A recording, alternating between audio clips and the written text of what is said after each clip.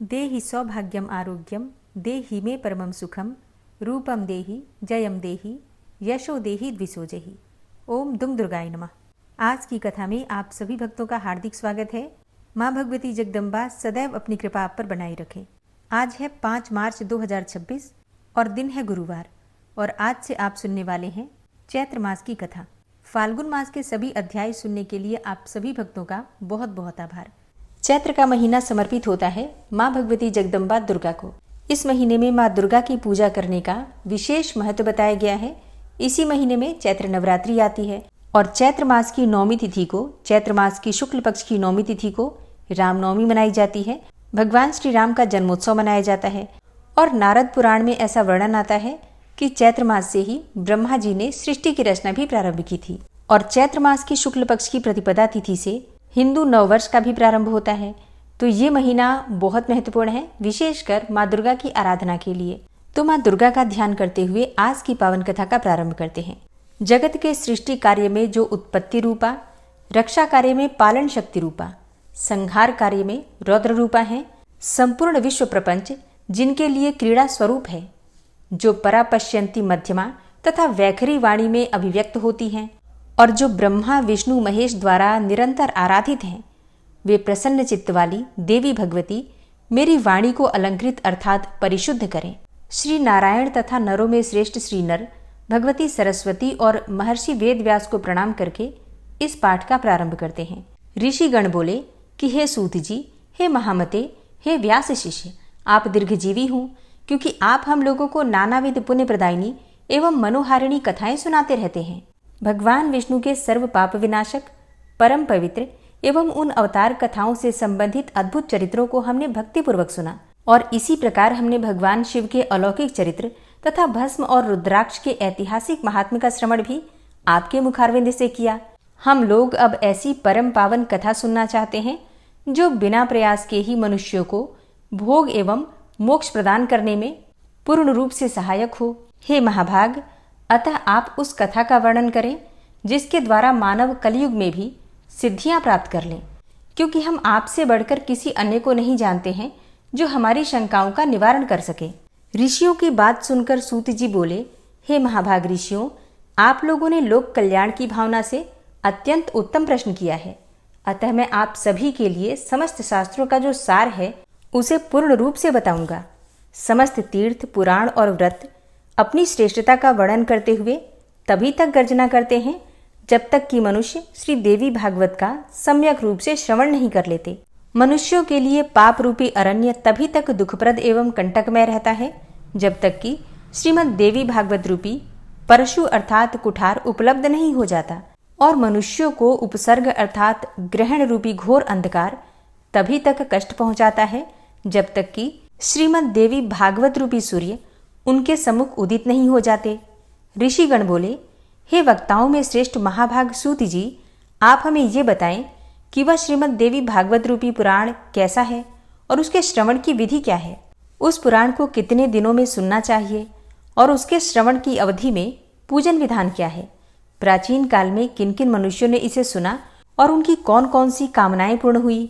तब सूत जी बोले कि प्राचीन काल में पराशर ऋषि द्वारा सत्यवती के गर्भ से विष्णु के अंश स्वरूप मुनि व्यास उत्पन्न हुए, जिन्होंने वेदों का 4 भाग करके उन्हें अपने शिष्यों को पढ़ाया। पतितों, ब्राह्मणाधमों, वेदाध्ययन के अनाधिकारियों, स्त्रियों एवं दूषित बुद्धि वाले मनुष्यों को धर्म का ज्ञान कैसे हो, मन में ऐसा विचार करके भगवान बादरायण व्यास जी ने उनके धर्म ज्ञानार्थ पुराण संहिता का प्रणयन किया। उन भगवान व्यास मुनि ने 18 पुराण एवं महाभारत का प्रणयन करके सर्वप्रथम मुझे ही पढ़ाया। उन पुराणों में श्रीमद् देवी भागवत पुराण भोग एवं मोक्ष दोनों को देने वाला है। व्यास जी ने राजा जन्मेजय को यह पुराण स्वयं सुनाया था। पूर्व काल में इन जन्मेजय के पिता राजा परीक्षित तक्षक नाग द्वारा काट लिए गए, अतः पिता की संशुद्धि अर्थात शुभ गति के लिए राजा ने तीनों लोकों की जननी देवी भगवती का विधिवत पूजन अर्चन करके 9 दिनों तक व्यास जी के मुखारविंद से इस देवी भागवत पुराण का श्रवण किया था और इस नवाह यज्ञ के संपूर्ण हो जाने पर राजा परीक्षित ने उसी समय दिव्य रूप धारण करके देवी का सालोक्य प्राप्त किया। राजा जन्मेजय अपने पिता की दिव्य गति देखकर और महर्षि वेद व्यास की विधिवत पूजा करके परम प्रसन्न हुए। सभी 18 पुराणों में यह श्रीमद् देवी भागवत पुराण सर्वश्रेष्ठ है और धर्म, अर्थ तथा काम और मोक्ष को प्रदान करने वाला है। जो लोग सदा भक्तिपूर्वक, श्रद्धापूर्वक श्रीमद् देवी भागवत की कथा सुनते हैं, उन्हें सिद्धि प्राप्त होने में रंच मात्र भी विलंब नहीं होता। इसीलिए मनुष्यों को इस पुराण का सदा पठन एवं श्रवण करना चाहिए। पूरे दिन के आधे समय तक, चौथाई समय तक, मुहूर्त भर अथवा एक क्षण भी जो लोग भक्तिपूर्वक इसका श्रवण करते हैं, उनकी कभी भी दुर्गति नहीं होती। मनुष्य सभी यज्ञों, तीर्थों तथा दान आदि शुभ कर्मों का जो फल प्राप्त करता है, वही फल उसे केवल एक बार श्रीमद् देवी भागवत पुराण के श्रवण मात्र से प्राप्त हो जाता है। सत्ययुग आदि दिनों में तो अनेकों प्रकार के धर्मों का विधान था, किंतु कलयुग में पुराण श्रवण के अतिरिक्त मनुष्यों के लिए अन्य कोई सरल धर्म विहित नहीं है। कलयुग में धर्म एवं सदाचार से रहित तथा अल्प आयु वाले मनुष्यों के कल्याण के लिए महर्षि वेद व्यास ने अमृत रस में श्रीमद् देवी भागवत नामक पुराण की रचना की। अमृत के पान से तो केवल एक ही मनुष्य अजर अमर होता है, किंतु भगवती का कथारूप अमृत संपूर्ण कुल को ही अजर अमर बना देता है। और श्रीमद् देवी भागवत के कथा श्रवण में महीनों तथा दिनों का भी कोई नियम नहीं है। अतएव मानवों द्वारा इसका सदा ही सेवन अर्थात पठन श्रवण किया जाना चाहिए। आश्विन, चैत्र, माघ तथा आषाढ़ इन महीनों के चारों नवरात्रों में इस पुराण का श्रवण विशेष फल प्रदान करता है। अतएव श्रीमद् देवी भागवत का यह नवाह यज्ञ समस्त पुण्य कर्मों से अधिक फलदायक होने के कारण मनुष्यों के लिए विशेष पुण्यप्रद कहा गया है। जो कलुषित हृदय वाले, पापी, मूर्ख, मित्रद्रोही, वेदों की निंदा करने वाले, हिंसा में रत और नास्तिक मार्ग का अनुसरण करने वाले मनुष्य हैं, वे भी कलयुग में इस नवाह यज्ञ के अनुष्ठान से पवित्र हो जाते हैं। जो मनुष्य दूसरों के धन से तथा पराई स्त्रियों के लिए लालायित रहते हैं, पाप के बोझ से दबे हुए हैं और गौ, ब्राह्मण, देवताओं की भक्ति से रहित हैं, वे भी इस नवाह यज्ञ से शुद्ध हो जाते हैं। जो फल कठिन तपस्याओं, व्रतों, तीर्थ सेवन, अनेक विध दान, नियमों, यज्ञों, हवन एवं जप आदि के करने से प्राप्त नहीं होता है, वह फल मनुष्यों को श्रीमद् देवी भागवत के नवाह यज्ञ से प्राप्त हो जाता है।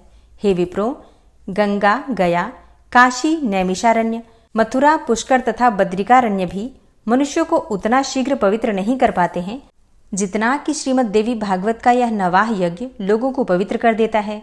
अतएव श्रीमद् देवी भागवत पुराण सभी पुराणों में श्रेष्ठतम है। इसे धर्म, अर्थ, काम तथा मोक्ष की प्राप्ति का उत्तम साधन माना गया है। जो आश्विन महीने के शुक्ल पक्ष में सूर्य के कन्या राशि में पहुंचने पर महाअष्टमी तिथि को स्वर्ण सिंहासन पर स्थित देवी के प्रीतिपद श्रीमद् देवी भागवत ग्रंथ का पूजन करके उसे किसी योग्य ब्राह्मण को श्रद्धापूर्वक देता है, वह देवी के परम पद को प्राप्त करता है। जो मनुष्य प्रतिदिन श्रीमद् देवी भागवत पुराण के एक अथवा आधे श्लोक का भी भक्तिपूर्वक पाठ करता है, वह जगदम्बा का कृपापात्र हो जाता है। महामारी से उत्पन्न उपद्रवों के भीषण भय तथा समस्त प्रकार के उत्पात, उल्कापात, भूकंप, अतिवृष्टि, अनावृष्टि आदि इस श्रीमद् देवी भागवत पुराण के श्रवण मात्र से ही विनष्ट हो जाते हैं। बाल ग्रहों अर्थात स्कंद ग्रह, स्कंदापस्मार, शकुनी, रेवती, पूतना, अंधपूतना, शीतपूतना, मुखमंडिका और नैगमेश तथा भूत प्रेत आदि से उत्पन्न भय इस श्रीमद् देवी भागवत पुराण के श्रवण मात्र से बहुत दूर से ही भाग जाते हैं। जो व्यक्ति भक्ति भाव से देवी के इस भागवत पुराण का पाठ अथवा श्रवण करता है, वह धर्म, अर्थ, काम और मोक्ष प्राप्त कर लेता है। इस श्रीमद् देवी भागवत पुराण के श्रवण से वसुदेव जी प्रसेन को खोजने के लिए गए हुए और बहुत समय तक न लौटे हुए अपने प्रिय पुत्र श्री कृष्ण को प्राप्त करके प्रसन्न हुए। जो मनुष्य भक्तिपूर्वक इस श्रीमद् देवी भागवत पुराण की कथा को पढ़ता है, कथा को श्रवण करता है, वह भोग तथा मोक्ष दोनों प्राप्त कर लेता है। अमृत स्वरूप इस श्रीमद् देवी भागवत पुराण के श्रवण से पुत्रहीन मनुष्य पुत्रवान हो जाता है, दरिद्र व्यक्ति धन से संपन्न हो जाता है तथा रोगग्रस्त मनुष्य रोग से मुक्त हो जाता है। बंध्या स्त्री, एक संतान वाली स्त्री अथवा वह स्त्री जिसकी संतान पैदा होकर मर जाती हो, वे भी श्रीमद् देवी भागवत पुराण सुनकर दीर्घ आयु वाला पुत्र प्राप्त करती हैं।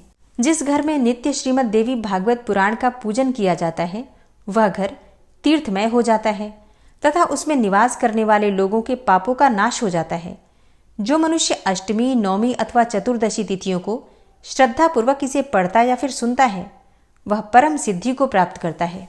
इस श्रीमद् देवी भागवत पुराण का पाठ करने वाला ब्राह्मण वेद वेदताओं में अग्रगण्य हो जाता है, क्षत्रिय राजा हो जाता है, वैश्य धन संपदा से संपन्न हो जाता है और शूद्र भी इसके श्रवण मात्र से अपने कुल अर्थात बंधु बांधवों के बीच श्रेष्ठता को प्राप्त कर लेता है।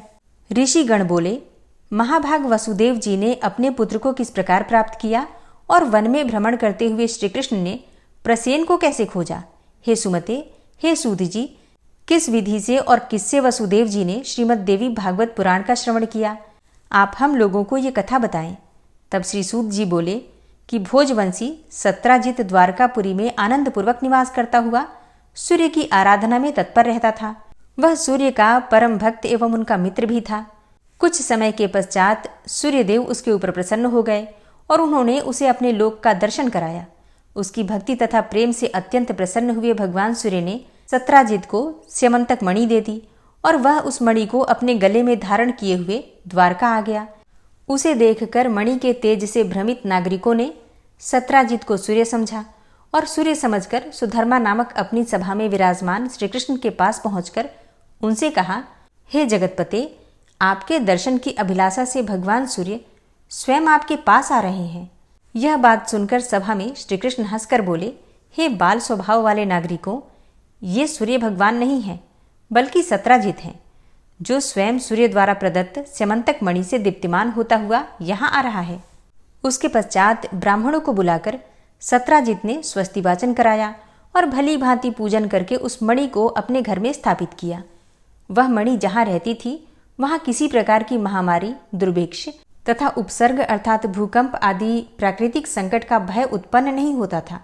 और उस मणि की एक विशेषता ये भी थी कि वह नित्य 8 भार स्वर्ण दिया करती थी। 8 भार अर्थात 4 व्रीहि मतलब धान की 1 गुंजा, 5 गुंजा का 1 पण और 8 पण का 1 धरण, 8 धरण का 1 कर्ष, 4 कर्ष का 1 पल, 100 पल की 1 तुला और 20 तुला का 1 भार कहलाता है। और स्यमंतक मणि 8 भार स्वर्ण प्रतिदिन दिया करती थी। तदनंतर एक दिन सत्राजित के भाई प्रसेन ने उस मणि को गले में धारण कर सिंधु देशीय घोड़े पर सवार होकर आखेट के लिए वन की ओर प्रस्थान किया। वहां वन में किसी सिंह ने उसे देखा और उस घोड़े सहित प्रसेन को मारकर सिंह ने वह मणि स्वयं ले ली। इसके पश्चात महाबली रीछराज जांबवान ने मणि धारण करने वाले उस सिंह को अपनी गुफा के द्वार पर देखा और उसे मारकर मणि स्वयं ले ली। पराक्रमी रीछराज ने वह मणि खेलने के लिए अपने पुत्र को दे दी और वह बालक भी उस प्रदीप्त मणि को पाकर उसके साथ खेलने लगा। अब कुछ काल बीतने पर भी प्रसेन के वापस न लौटने पर सत्राजित अत्यंत दुखी हुआ और सोचने लगा कि मणि लेने की इच्छा से न जाने किसने प्रसेन को मार डाला। इसी बीच द्वारकापुर में नागरिकों की पारस्परिक बातचीत से किसी प्रकार यह किंवदंती फैल गई कि मणि के लोभ के वशीभूत श्री कृष्ण ने ही प्रसेन का वध किया है। अब श्री कृष्ण ने भी जब अपने विषय में अपयश की ये बात सुनी तो उन्होंने अपने ऊपर लगे हुए कलंक के परिमार्जन हेतु प्रसेन की खोज करने के लिए नागरिकों के साथ प्रस्थान किया।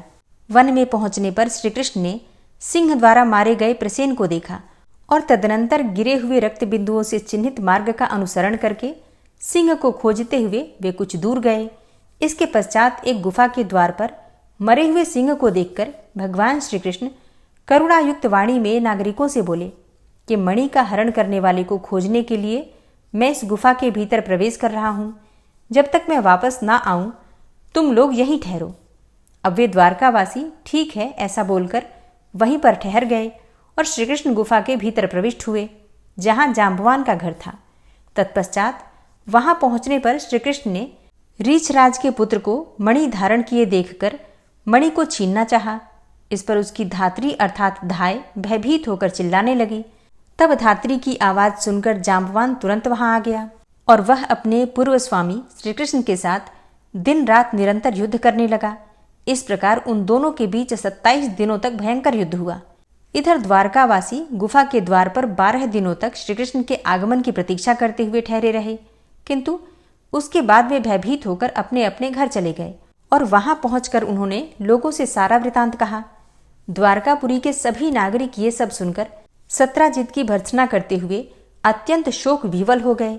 महाभाग वासुदेव जी अपने पुत्र का यह समाचार सुनकर परिवार सहित महान शोक से मूर्छित हो गए और बार बार सोचने लगे कि अब मेरा कल्याण किस प्रकार से हो। उसी समय ब्रह्मलोक से देवर्षि नारद वहां आ गए। वसुदेव जी ने उठकर उन्हें प्रणाम किया और विधिवत उनकी पूजा की। फिर देवर्षि नारद ने महामति यदुश्रेष्ठ वसुदेव जी से कुशलक्षेम पूछा और उनसे बोले कि आप चिंतित क्यों हैं, यह मुझे बताइए।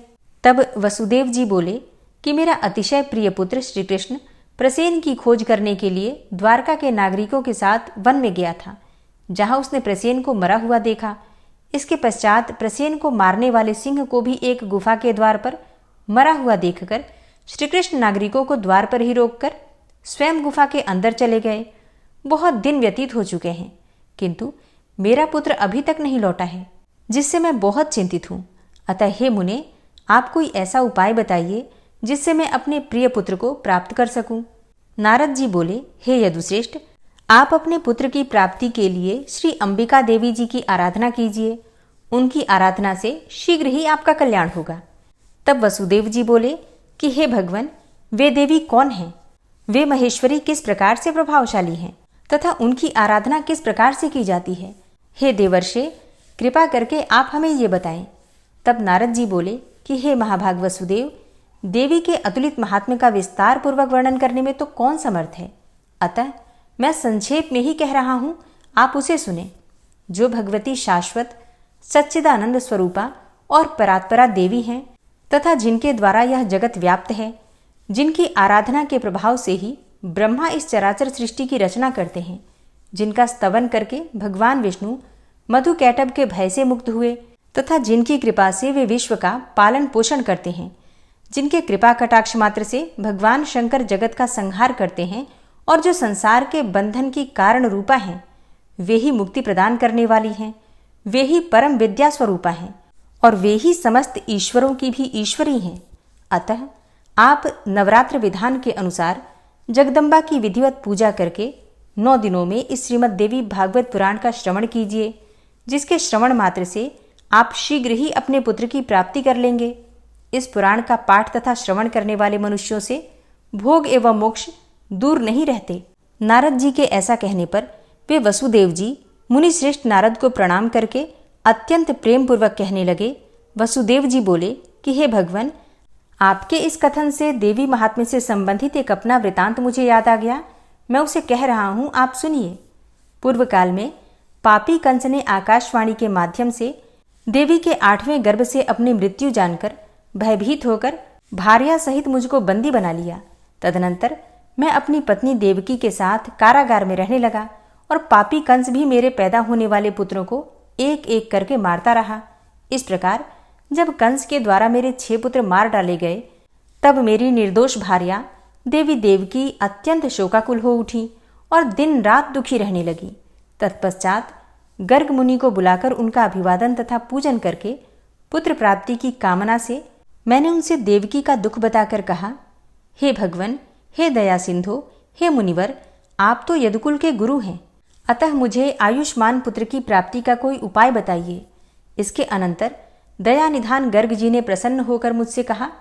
गर्ग जी बोले, हे महाभाग वसुदेव, अब आप उस सर्वश्रेष्ठ साधन को सुनिए जो भगवती दुर्गा अपने भक्तों की दुर्गति का विनाश कर देती हैं। आप उन कल्याणकारिणी देवी की आराधना कीजिए, इससे शीघ्र ही आपका कल्याण होगा, क्योंकि उनकी आराधना से सभी लोगों की समस्त कामनाएं पूर्ण हो जाती हैं। दुर्गा की उपासना करने वाले मनुष्यों के लिए संसार में कुछ भी दुर्लभ नहीं है। गर्ग मुनि के ऐसा कहने पर मैं प्रसन्न हो गया और अपनी पत्नी सहित मुनि श्रेष्ठ गर्ग को परम श्रद्धा पूर्वक प्रणाम करके दोनों हाथ जोड़कर मैंने उनसे कहा। वसुदेव जी बोले, हे भगवान, हे करुणा सागर, हे गुरु, यदि आप मुझ पर स्नेह रखते हैं तो मेरे कल्याण के निमित्त आप ही उन भगवती चंडिका की आराधना कर दें, क्योंकि मैं तो कंस के घर में बंदी रहने के कारण कुछ भी करने में समर्थ नहीं हूं। अतः हे महामते, अब आप ही इस दुख सागर से मेरा उद्धार कीजिए। मेरे इस प्रकार कहने पर वे मुनिश्रेष्ठ प्रसन्न होकर बोले कि हे वसुदेव, आपकी प्रीति के कारण मैं आपका कल्याण करूंगा। मेरे द्वारा प्रीतिपूर्वक प्रार्थना किए जाने के उपरांत गर्ग मुनि देवी दुर्गा की आराधना की इच्छा से ब्राह्मणों के साथ विंध्य पर्वत पर चले गए। वहां जाकर जप एवं पाठ में तत्पर रहते हुए गर्ग मुनि जगत की मातृ स्वरूपा और भक्तों की कामनाओं को पूर्ण करने वाली भगवती की आराधना करने लगे। जप पूजन आदि अनुष्ठानों की समाप्ति के पश्चात आकाशवाणी हुई कि हे मुने, मैं प्रसन्न हो गई हूँ, अतएव तुम्हारे कार्य की सिद्धि होगी। समस्त प्रकार के पाप एवं अनाचार स्वरूप पृथ्वी के भार का नाश करने के लिए मुझसे प्रेरणा प्राप्त करके स्वयं भगवान विष्णु अपने अंश से वसुदेव की भार्या देवकी के गर्भ से अवतार लेंगे और कंस के भय से वसुदेव जी उस शिशु को लेकर शीघ्र ही गोकुल में नंद के घर पहुंचा देंगे और वहां से यशोदा की कन्या को लाकर अपने घर में राजा कंस को दे देंगे। तब कंस उस कन्या को मारने के लिए उसे पृथ्वी पर पटक देगा। तदनंतर उसके हाथ से छूटकर मेरी अंश स्वरूपा वह कन्या तत्क्षण अलौकिक रूप धारण करके विंध्य पर्वत पर चली जाएगी और निरंतर जगत का कल्याण करेगी। इस प्रकार उस आकाशवाणी को सुनकर गर्ग मुनि भगवती जगदम्बा को प्रणाम करके प्रसन्न मन से मथुरापुरी आ गए। आचार्य गर्ग के मुख से महादेवी के वरदान की बात सुनकर मैं पत्नी सहित अत्यंत प्रसन्न हुआ और परम आनंद विभोर हो उठा। तभी से मैं देवी के अति उत्तम महात्म्य को जान रहा हूँ और हे देवर्षि, आज भी आपके मुखारविंद से मैंने वही देवी महात्म्य सुना है। अतः हे प्रभु, अब आप ही मुझे श्रीमद देवी भागवत सुनाइए। हे दयानिधान, मेरे सौभाग्य से ही आप यहाँ पधारे हुए हैं। वसुदेव जी का वचन सुनकर प्रसन्न मन वाले नारद जी ने शुभ दिन एवं शुभ नक्षत्र में श्रीमद देवी भागवत की कथा आरंभ की। कथा में आने वाली विघ्न बाधाओं के शमनार्थ ब्राह्मण देवी के नवाक्षर मंत्र ओम ऐं ह्रीं क्लीं चामुंडाय विच्चे, इस मंत्र का जप तथा मार्कंडेय पुराण में वर्णित देवी स्तोत्र का पाठ करने लगे। प्रथम स्कंद के आरंभ से ही वसुदेव जी देवर्षि नारद के मुख से निःसृत अमृत स्वरूप श्रीमद देवी भागवत पुराण का भक्तिपूर्वक श्रवण करने लगे और 9वें दिन कथा की समाप्ति होने पर महामनस्वी वसुदेव जी ने श्रीमद देवी भागवत ग्रंथ तथा कथावाचक दोनों की प्रसन्नतापूर्वक पूजा की। उधर कंदरा में श्रीकृष्ण तथा जाम्बवान के बीच चल रहे युद्ध में श्रीकृष्ण के मुष्टिक प्रहारों से जाम्बवान का शरीर अत्यंत शिथिल पड़ गया था। उसी समय जाम्बवान को भी अपने पूर्वकाल की घटनाएं याद आ गईं और भगवान श्रीकृष्ण को परम भक्ति के साथ प्रणाम करके अपने अपराध के लिए क्षमा याचना करते हुए भगवान श्रीकृष्ण से उसने कहा कि अब मुझे ज्ञात हो गया कि आप रघुश्रेष्ठ श्री राम ही हैं, जिनके भयंकर कोप से सागर तथा लंका नगरी दोनों क्षुब्ध हो गए थे और रावण अपने बंधु बांधवों सहित मारा गया था। हे श्री कृष्ण, वे राम आप ही हैं, अतः मेरी धृष्टता को क्षमा करें। मैं आपका सर्वथा सेवक हूँ, अतएव मेरे योग्य जो भी कार्य हो उसके लिए मुझे आदेश दीजिए। जाम्बवान का वचन सुनकर जगतपति श्रीकृष्ण बोले, हे रीछराज, मणि प्राप्त करने के लिए हम लोग इस कंदरा में आए हुए हैं। तत्पश्चात रीछराज जाम्बवान ने भगवान श्रीकृष्ण की विधिवत पूजा करके स्यमंतक मणि तथा अपनी पुत्री जाम्बवंती उन्हें प्रसन्नतापूर्वक अर्पित कर दी।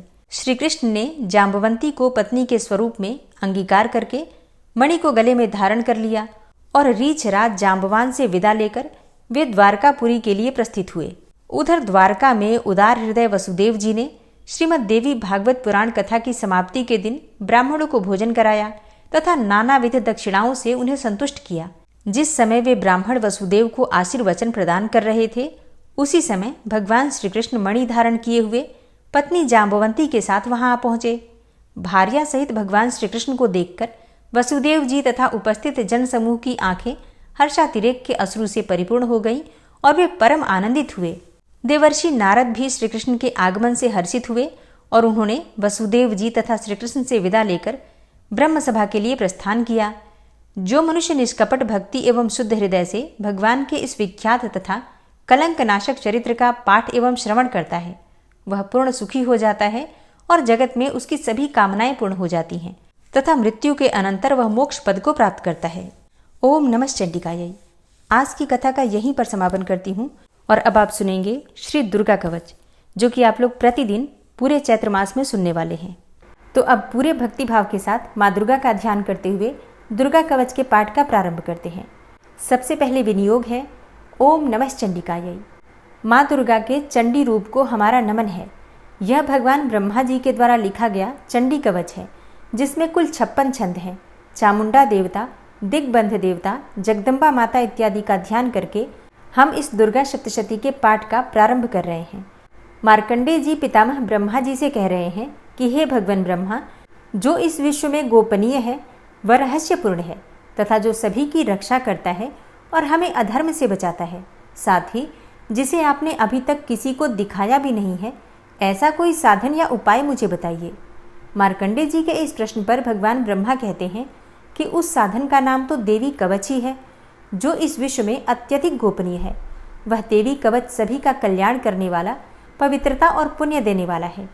आपको इसी का ही जाप करना चाहिए, इससे ही आपका उद्धार होगा। माँ दुर्गा की 9 मूर्तियाँ हैं। माँ दुर्गा का प्रथम स्वरूप है माँ शैलपुत्री, दूसरा स्वरूप है माँ ब्रह्मचारिणी, माँ दुर्गा का तीसरा स्वरूप है माँ चंद्रघंटा और चौथा स्वरूप है माँ कुष्मांडा। उनका 5वां रूप स्कंद माता का है और छठा रूप माँ कात्यायनी है।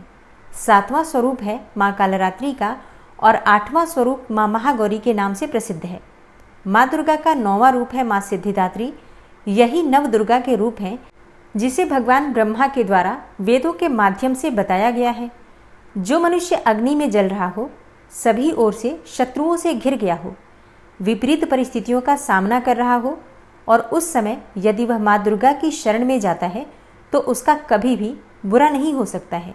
अर्थात माँ दुर्गा का ध्यान किए जाने पर माँ दुर्गा उसकी हर परिस्थिति में सहायता करती हैं।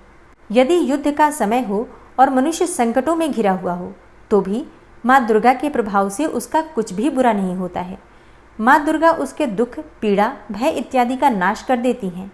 जो भी भक्तगण माँ दुर्गा की भक्ति करता है, माँ दुर्गा अवश्य ही उन्हें अभय दान देती हैं।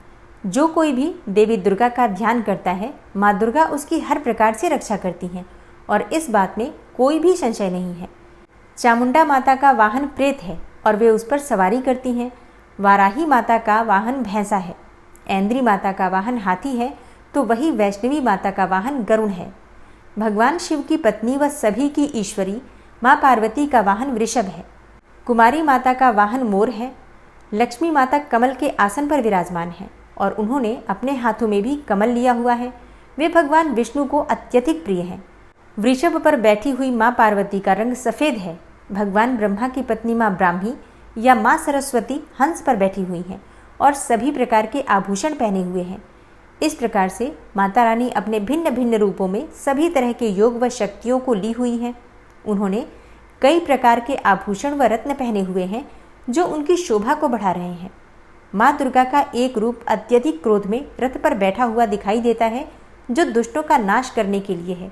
वे अपने हाथ में शंख, सुदर्शन चक्र, गदा, हल, मूसल इत्यादि लिए हुए हैं। इसके अलावा उन्होंने अपने हाथों में खेटक, तोमर, परशु, पाश, त्रिशूल तथा उत्तम कोटि का धनुष भी लिया हुआ है।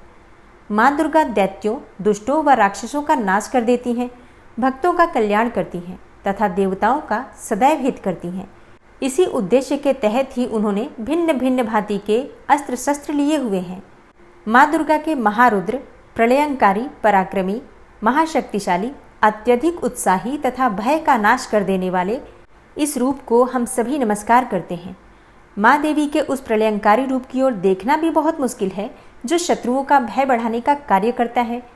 पूर्व दिशा में इंद्री देवी मेरी रक्षा कीजिए, आग्नेय दिशा में अग्नि देवी मेरी रक्षा कीजिए, दक्षिण दिशा में वाराही माता, नैऋत्य कोण में खड़ग धारिणी माँ, पश्चिम दिशा में वारुणी देवी और वायव्य कोण में मृगवाहिनी देवी मेरी रक्षा कीजिए। उत्तर दिशा में माँ कुमारी, ईशान कोण में शूलधारिणी, आकाश से अर्थात ऊपर से माँ ब्रह्माणी तथा नीचे अर्थात पाताल लोक से माँ वैष्णवी मेरी रक्षा कीजिए। राक्षसों के शवों को अपने वाहन के रूप में उपयोग में लाने वाली माँ चामुंडा देवी, आप दशों दिशाओं से मेरी रक्षा कीजिए। आगे से माँ जया तथा पीछे से माँ विजया आप मेरी रक्षा कीजिए। माँ अजिता मेरे वाम भाग में और दक्षिण दिशा में अपराजिता देवी मेरी रक्षा करें। मेरे शिखा की रक्षा उद्योतिनी देवी और माँ उमा मेरे सिर की रक्षा करें, अर्थात उसमें वास करें। आप मेरे ललाट की मालाधारी के रूप में और भौहों का यशस्विनी के रूप में संरक्षण करें। भौहों के बीच में त्रिनेत्र के रूप में और नाक की यम घंटा के रूप में रक्षा करें। दोनों आँखों के बीच में शंख माता के रूप में और कानों की द्वारवासिनी के रूप में रक्षा करें। मेरे कपाल की कालिका के रूप में और कानों के मूल की शांकरी देवी रक्षा करें। नासिका की सुगंधा देवी और होंठ के ऊपरी भाग की चर्चिका देवी रक्षा करें। होंठ के निचले भाग की रक्षा अमृत कला देवी और जीभ की सरस्वती देवी रक्षा करें। मेरे दांतों की कुमारी देवी, कंठ की चंडिका देवी, घंटिका की चित्रघंटा देवी और तालु की महामाया देवी रक्षा करें। मेरी ठोड़ी की कामाक्षी देवी, वाणी की सर्वमंगला देवी, ग्रीवा की भद्रकाली तथा मेरुदंड की धनुर्धारी देवी रक्षा करें। बाहरी कंठ की नीलग्रीवा देवी, कंठ नलिका की नलकूबरी, कंधों की खड़गनी देवी और भुजाओं की वज्रधारिणी देवी रक्षा करें। दोनों हाथों की दंडिनी देवी, अंगुलियों की जगदम्बिका माता, नाखूनों की शूलेश्वरी देवी और पेट की कुलेश्वरी देवी रक्षा करें। स्तनों की महादेवी, मन की शोक विनाशिनी देवी, हृदय की ललिता देवी और उदर की शूलधारिणी देवी रक्षा करें। नाभि की कामिनी देवी, गुहा की गुहेश्वरी देवी, लिंग की पूतना व कामिका देवी तथा गुदा की महिषवासिनी देवी रक्षा करें। कटिभाग की भगवती देवी, घुटनों की विंध्यवासिनी देवी, जांघों की महाबला देवी रक्षा करें और सभी कामनाओं को पूरा करें। मेरी घुट्टियों की नारसिंही देवी, पैरों के आगे भाग की तेजसी देवी, पैरों की उंगलियों की श्री देवी और पैरों के तले की तलवासिनी देवी रक्षा करें। पैरों के नाखूनों की दृष्टा कराली देवी, केशों की ऊर्ध्वकेशिनी देवी, रोम छिद्रों की कौबेरी देवी तथा त्वचा की बागीश्वरी देवी रक्षा करें। माँ पार्वती देवी मेरे रक्त, मांस, हड्डियों इत्यादि की रक्षा करें। आंतों की कालरात्रि देवी और पित्त की मुकुटेश्वरी देवी रक्षा करें। पद्म कोशों की माँ पद्मावती देवी, कफ की चूड़ामणि देवी, नाखूनों की धार की ज्वालामुखी देवी और शरीर की संधियों की अभेद्या देवी रक्षा करें। मेरे वीर्य की रक्षा माँ ब्रह्माणी देवी, छाया की छत्रेश्वरी देवी तथा धर्मधारिणी देवी मेरे अहंकार व मन और बुद्धि की रक्षा करें। हे माँ दुर्गा, आप मेरे प्राणों, व्यान, उदान की समान रूप से रक्षा करें। वज्रहस्ता देवी मेरे प्राणों की रक्षा करें और मेरा कल्याण करें। आप मेरी सभी इंद्रियों, रस, रूप, गंध, शब्द व स्पर्श में बसती हैं। हे नारायणी देवी, आप मेरे सत्वगुण, रजगुण व तमोगुण की रक्षा करें।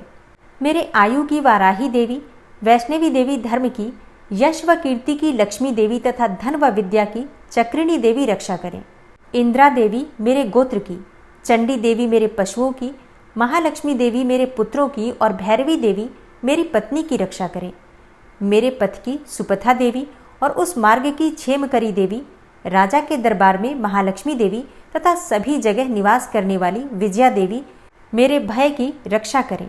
हे माँ दुर्गा, जो भी स्थान या अंग इस देवी कवच में रह गया है और वह अभी भी रक्षा करने योग्य है, तो आप उसकी भी रक्षा कीजिए। आप मेरे पापों का नाश करके मेरा उद्धार कीजिए। माँ दुर्गा की आज्ञा के बिना कोई भी व्यक्ति इस विश्व में एक कदम भी आगे नहीं बढ़ सकता है। हम यदि कहीं भी जा रहे हैं तो हमें अवश्य ही इस देवी कवच का पाठ करना चाहिए और उसके बाद ही प्रस्थान करना चाहिए। इस दुर्गा रक्षा कवच के पाठ से हमें हर जगह लाभ व सफलता मिलती है और हमारे सभी काम बन जाते हैं। हम जब भी माँ दुर्गा का ध्यान करते हैं, वैसे ही हमारे सभी काम बनते चले जाते हैं। उस व्यक्ति को इस पृथ्वी पर बिना किसी तुलना के परम यश और वैभव प्राप्त होता है। जो भी भक्तगण इस देवी रक्षा कवच का पाठ करता है, उसका भय समाप्त हो जाता है, युद्ध में उसकी विजय होती है तथा वह तीनों लोकों में पूजनीय हो जाता है। देवी माता का यह रक्षा कवच देवताओं तक के लिए बहुत दुर्लभ है। जो व्यक्ति इस देवी कवच का तीनों समय श्रद्धा भाव के साथ पाठ करता है, उसे देवी माता की कृपा से तीनों लोकों में विजय मिलती है। वह अकाल मृत्यु के भय से दूर होता है तथा 100 वर्षों से भी अधिक समय तक जीवित रहता है। इस दुर्गा कवच के पाठ से व्यक्ति के शरीर में होने वाले हर तरह के रोग समाप्त हो जाते हैं। उसके शरीर में बनने वाला विष भी समाप्त हो जाता है तथा कोई रोग उसका कुछ भी बिगाड़ नहीं सकता है। जो भी मनुष्य इस दुर्गा रक्षा कवच को अपने हृदय में धारण कर लेता है, उस पर इस पृथ्वी पर होने वाले सभी तरह के अभिचारण मंत्र, तंत्र का प्रभाव समाप्त हो जाता है। सभी तरह की डाकिनी, शाकिनी, अंतरिक्ष में रहने वाले अति शक्तिशाली व भयंकर डाकिन, भूत, पिशाच, यक्ष, गंधर्व, राक्षस, ब्रह्म राक्षस, वेताल, कुष्मांडा, भैरव इत्यादि सभी तरह की नकारात्मक शक्तियों के प्रभाव इस दुर्गा कवच के माध्यम से समाप्त हो जाते हैं। इस रक्षा कवच का पाठ करने वाला व्यक्ति राजा से सम्मान प्राप्त करता है और उसकी सुख संपत्ति में वृद्धि होती है। जो भी व्यक्ति इस देवी कवच का पाठ करता है, उसका हर जगह यश बढ़ता ही जाता है और जो भी इस कवच का 7 बार जाप करता है उसका वंश इस पृथ्वी के अंत तक रहता है। इसके पश्चात जब उसकी मृत्यु हो जाती है तब वह माँ दुर्गा के आशीर्वाद से परम स्थान को प्राप्त करता है, जो देवताओं को भी अत्यंत दुर्लभ है। उसे महामाया का प्रसाद मिलता है और उसकी मुक्ति हो जाती है। वह माँ दुर्गा के आशीर्वाद से सुंदर रूप को धारण करता है और भगवान शिव के समान आनंद प्राप्त करता है। श्री देवी दुर्गा कवच संपूर्ण हुआ। अगर आपको आज की ये वीडियो अच्छी लगी हो तो वीडियो को लाइक ज़रूर कीजिए और ज़्यादा से ज़्यादा इस वीडियो को अपने फैमिली फ्रेंड्स के साथ शेयर कीजिए। चैनल पर पहली बार आए हैं, अगर अभी तक आपने चैनल को सब्सक्राइब नहीं किया है तो आज की वीडियो अगर आपको अच्छी लगे तो चैनल को सब्सक्राइब करके बेल आइकन को ज़रूर प्रेस कर लीजिए। इससे ये होगा कि इस चैनल पर जो भी नई वीडियो अपलोड होंगी उनकी नोटिफिकेशन आपको सही समय पर प्राप्त होगी। मिलती हूँ मैं आपसे अगली वीडियो में, तब तक के लिए जय माता दी।